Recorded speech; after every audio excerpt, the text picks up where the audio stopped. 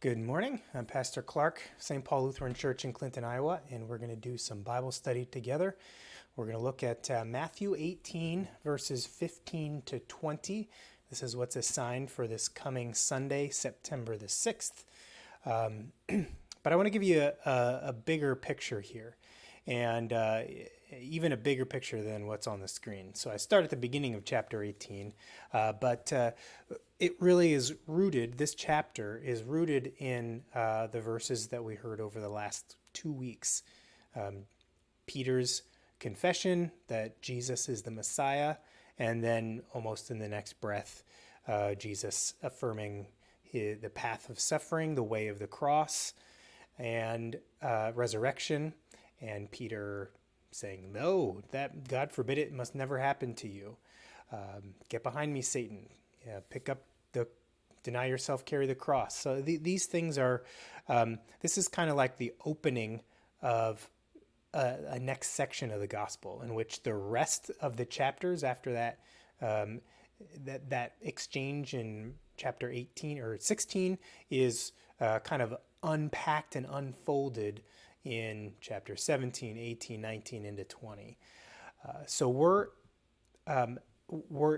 in these verses in chapter 18, we're in that unfolding of what does it mean to be a people of the cross, a people of the resurrection, to deny ourselves and take up the cross. And Matthew 18 is really about what kind of community is that? What does that look like in our relationships together, in our life together as a community? A community of disciples, a community that confesses Jesus as the Messiah like Peter did.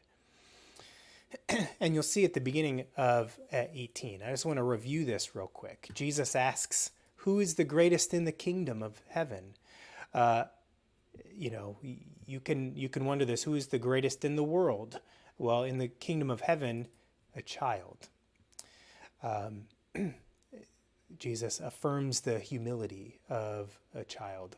Humble like the child is the greatest. Welcoming a child welcomes me.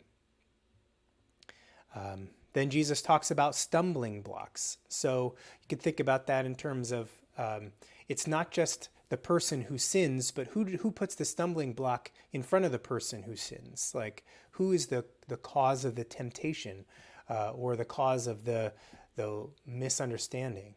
That's the person who sins the greatest, according to Jesus. So this is, again, how do we think about living together in community? And then Jesus gets really personal about, and really radical, like if your hand or your foot is the problem, get rid of it. He's not literally asking us to cut off our hands or our feet, but just helping us think through what the stakes are. What is at stake, and therefore what are appropriate responses to problems, to sin, to things that interrupt our relationships. Then the sheep, this little parable of the sheep and the shepherd, the sheep goes after the one. It's the will of your Father that not one of these little ones should be lost. Again, using a word that reflects the humility that Jesus, the little ones that Jesus wants the community to understand itself as. And then we come to the verses that we are actually looking at today, that we'll hear on Sunday. So let's jump in. If another member of the church sins against you, let me just stop right there. Member of the church. That is language that for many of us will evoke constitutions and basic membership requirements and blah, blah, blah. That's not what Jesus has in mind. It's much more fluid, much less formal than that. In fact, in all these verses, the next three verses, 15, 16, 17, it's like a procedure. That we might imagine they're laid out in a constitution or bylaws or something like that. But they are much less detailed than they are in other contemporary writings about groups, other groups. They are a lot more free flowing. And if you remember, we talked about the word church before. It's a political word, not a religious word. And so it's, we have all these membership based things that there's a lot more flexibility here than we might initially imagine, right? So if another member of the church sins against you, another person in the community, that's maybe a better way to talk about church is community. If somebody in the community sins against you, go and point out the fault when the two of you are alone. I think part of the assumption here is that we'll see this later, that there is a public act. And the other thing is that these next few verses describe a non-controlling, a non-shaming, non-punishing way of responding to sin. Call it non-controlling because a one-on-one conversation is not the one where you will have maximum leverage against the other person. So it's not about forcing them to do what you want. It's non-shaming because that it's in a group scenario, in a group setting. Publicly shaming someone, where that's another one of those that leverage that we could exercise against each other. Shaming. It's non-punishing because it's simply pointing out the fault. There is no at this stage, there's no sense of consequences. It's kind of like a zero entry pool in a way. We're not escalating from 0 to 100 right off the bat. But you may, when you think about non-controlling, non-shaming, non-punishing, you might call that grace. You might call that forgiving. You might call that freedom. There's a lot of words that we could use to describe there, but just notice that there's not an attempt to control each other. That in itself is notable. The other thing is maybe even more foundational, that we perhaps have lost this sense of. It was very common in ancient literature and an ancient sense. In the Old Testament as well, this sense that we are responsible to and for each other, and that if someone sins and you don't point it out, that you are liable for their sin. You've heard phrases like, we live in a disposable society, where we even treat our people in our relationships as disposable, where we aren't willing to take the risk in investing in each other in a deep way, so that we are participating in each other's growth. We let people off the hook. We don't challenge each other to grow. We may just gossip about each other behind our backs, complain, and just silently ditch them, ghost people. So there's this is what Jesus is describing is a kind of a community that is all about the cross and resurrection, is a community that takes the risk to love each other enough in order to invest in each other's growth, rather than to invest in stagnation, right? So there's a priority towards growth here, to growing in love, right? That's what this process is all about. So, okay, anyway, if the member listens to you, you have regained that one. But if not, so that's why I talk about this being non-controlling, and there's a lot of freedom and grace built into this, because it's not a way to force people. It's a way of leaving open the possibility that there would be a free and loving response. Our investment of love and a freedom, that gift that we give to other people, that gift of investing in their growth, we leave the rest up to them, right? If we bring it to them and they go a different way, well, there's more things that we can do, and that's what the rest of the steps are. But it's also not a way to force people to act in a certain way. All right, so if the member listens to, you've regained that one, the community is restored, the community has grown in love.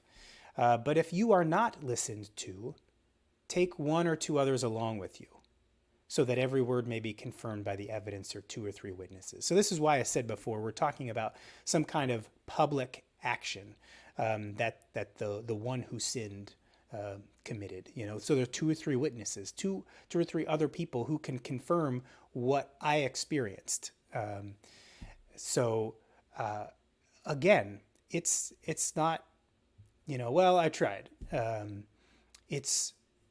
There's another step here of investing all the more, investing in their growth and investing in the relationship and continuing the relationship and maintaining them in the community.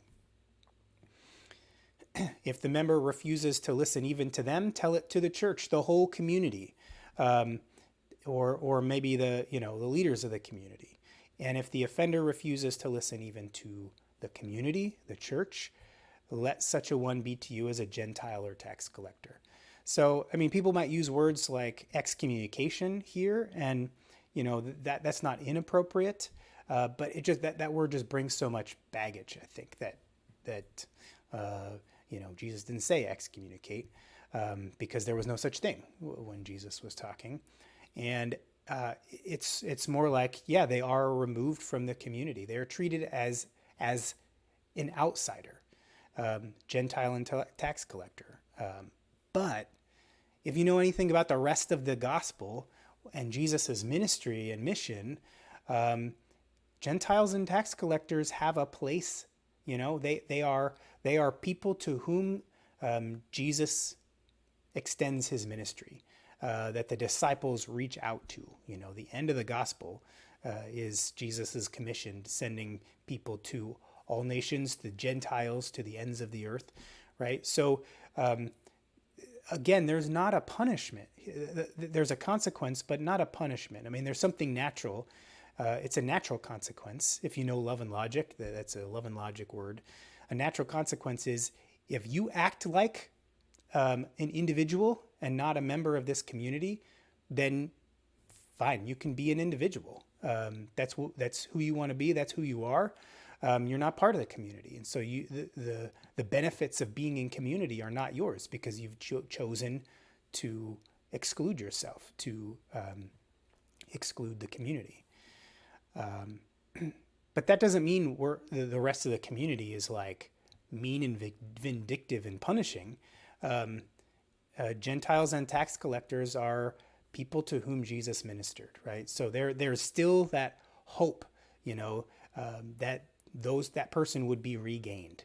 It's not an ending. It's just a change in the status of the relationship that hopefully in time would be reconciled. That's not spelled out here, but that's the context of the rest of the gospel. It'd be foolish of us to ignore that. So those are the rules, so to speak.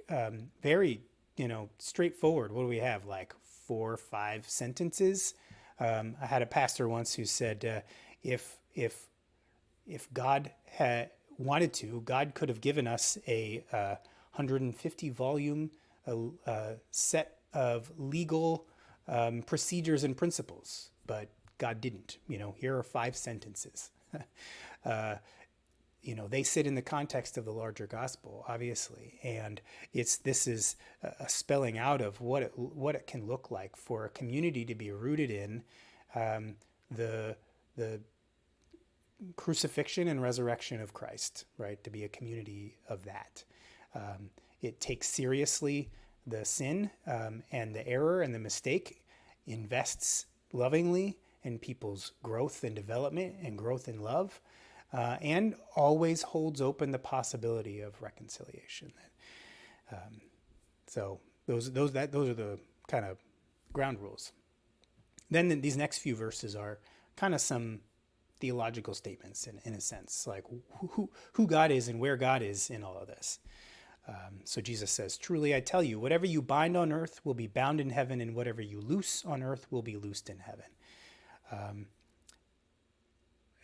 This is a way of saying that the community's response will be ratified by God. It's a way of talking about the authority resting with the community, that God empowers the community. And so in a way, it's like we do not have a micromanaging God. So there's good news. God leaves things up to us. It also leaves room for different communities to come to different decisions and still have God's backing.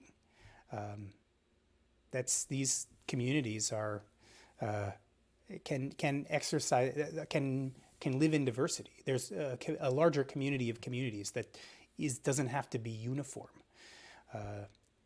Again, it's not non-controlling. There's an openness to different contexts and different histories, and all the things that would lead us to for the community to use its judgment rather than to have one size fits all kind of a rules. The other thing that I hear about this is kind of non-triangling.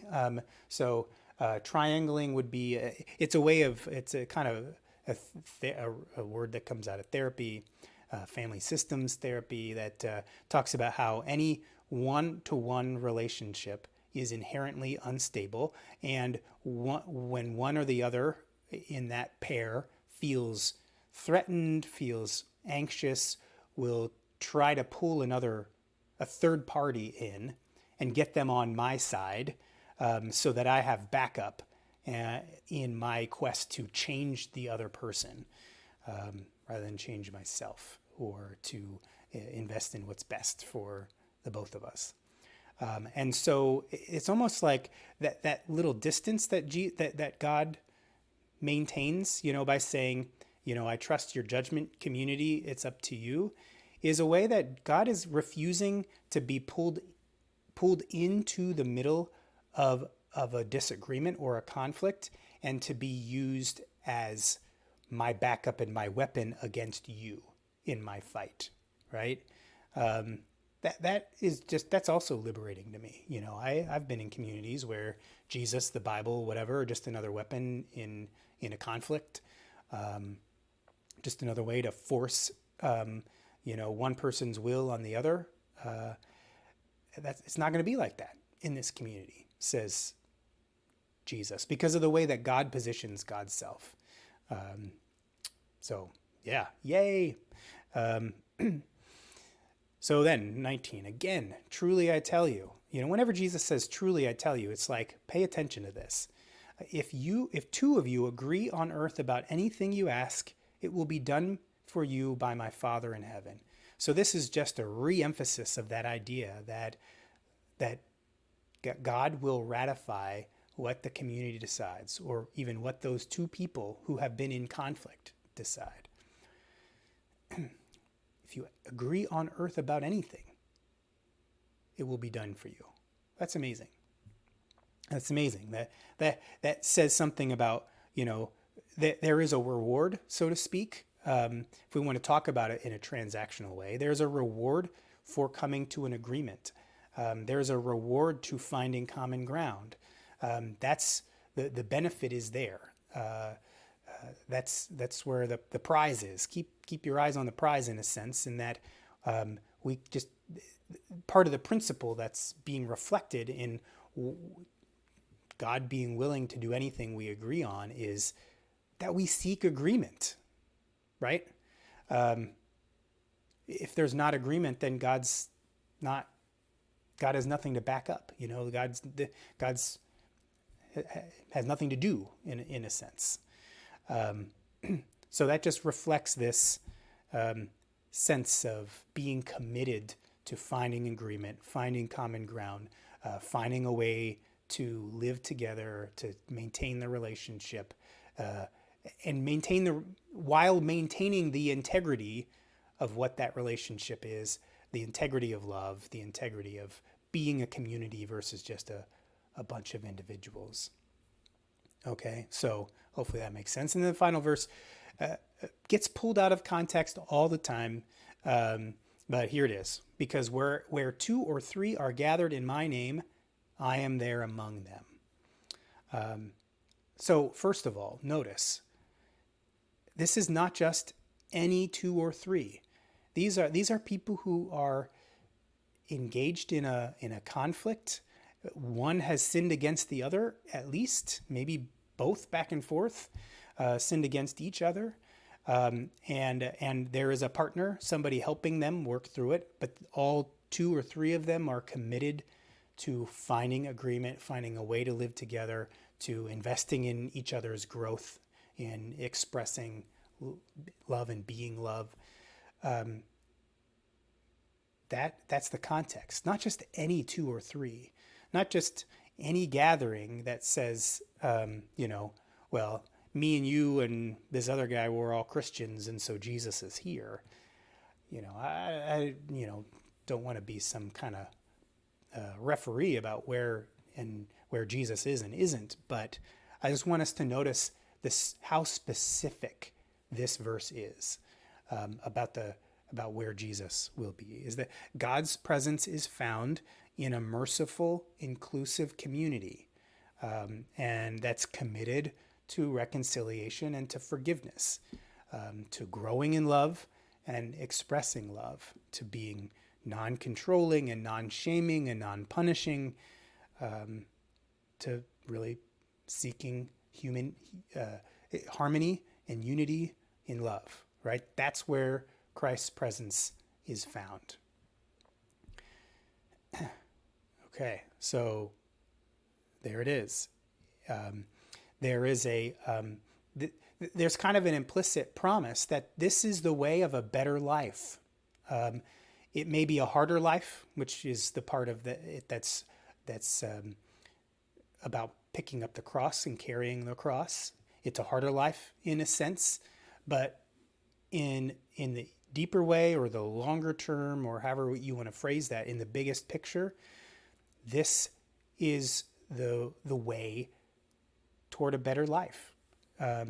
Giving up on each other, in one-to-one relationships inevitably leads to giving up on any kind of common life because of how inevitable conflict and mistakes are in human relationships. So if I'm going to give up on you, that means I'm more likely to give up on, others in general, and more likely to give up on any sense of a common good, right? And so then I'm just retreating into a totally isolated individual life in which harm continues to be done, where people are not growing, where I'm not expressing and embodying love, right? So this is the better life. This is the better way. It's a way to live out the cross and resurrection, to live with integrity, to Jesus being the Messiah. So, these days there's, we live in such a polarized society, and that polarization exists around literally everything, including the pandemic, and practices around the pandemic. But I think that Jesus would encourage us. Jesus is not. This is not a how-to manual about fixing society on a large scale. This is a very set of small-scale solutions. And I've been doing some reading by, what's the name of the author? Here's the book. Let me find it. Hold on a second. Adrienne Maree Brown, this emergent strategy. I'm sorry. She's not explicitly Christian. She talks about fractals, or like a fern. There's a fractal is if you take a part of the whole and just endlessly zoom in, you'll see the same pattern repeated over and over and over. And ferns grow like that. If you look at the fern as a whole, and then you look at any individual sort of leaf of the fern, and then you look at the ridges on any individual leaf of the fern. Like basically you see the same pattern of the fern replicated from the very smallest to the very largest parts of the plant. And so there's a way in which in this small scale solution and invitation, path towards a better life for a community of disciples, which could be small, that practicing that on the small scale is what will create it in the large scale. Big picture solutions are tied to small scale, small actions. It's this same idea that's at the heart of the parable of the mustard seed, right?